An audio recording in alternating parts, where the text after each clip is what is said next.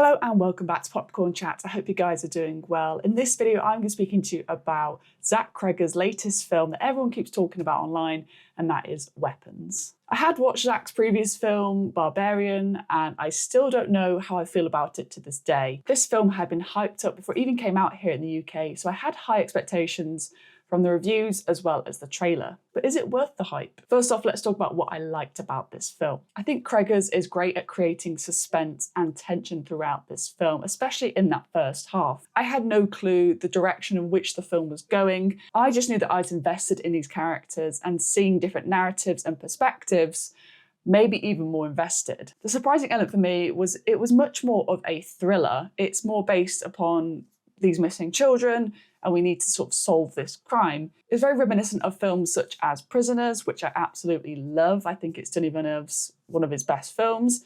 And I could really feel Josh Brolin's character aligned with Hugh Jackman's character. However, Hugh Jackman's character just goes so big on that film. I think it's also reminiscent of Stephen King novels. I think the world building, the small town, knowing every character's details and their backstory felt very much like a Stephen King novel. And there's clear homages to the likes of The Shining later on in the film. I think there are some great performances at the forefront of this film. I think Julia Garner and Josh Brolin have this great kind of dynamic throughout the film. And I also think that Alden Ehrenreich and Benedict Wong also add a lot to it.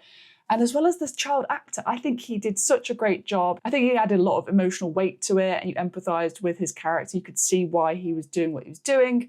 And I just think he was a very good child actor. This film is definitely silly and I think it's intentional, especially in its latter half. There's moments where I think we're supposed to laugh. However, there are other moments where I think our audience was laughing, but I don't know if it was meant to be funny or if we were meant to laugh. So it's a real fine kind of line to tread. Is like, is this a horror? Is it comedy? Is it satire? What are we saying? What's funny?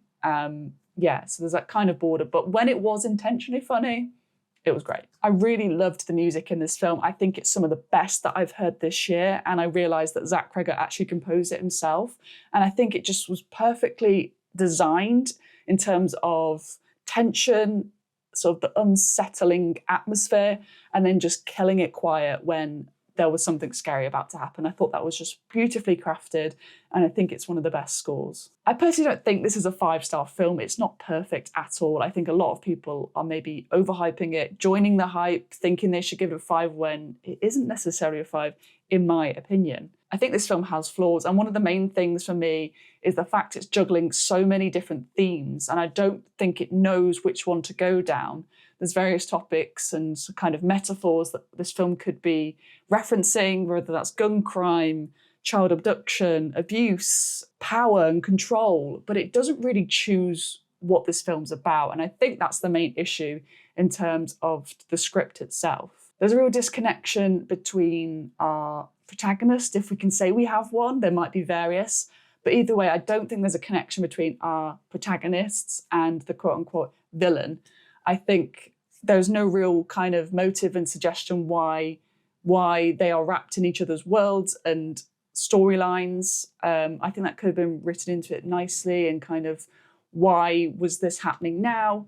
What could this character do in order to overcome their own journey and own struggles and own trauma, and make that bit more connected with our kind of big villain within this film.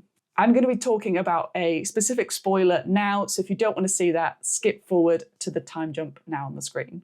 This is very much a film of two halves. In that first half, we have that thriller setup of these missing children, and we see it through different people's perspectives, be it the same couple of days, but from different points of view. And I think that makes for a really interesting story. However, it then takes a shift in the second half once we see who the big villain is, and that is Gladys.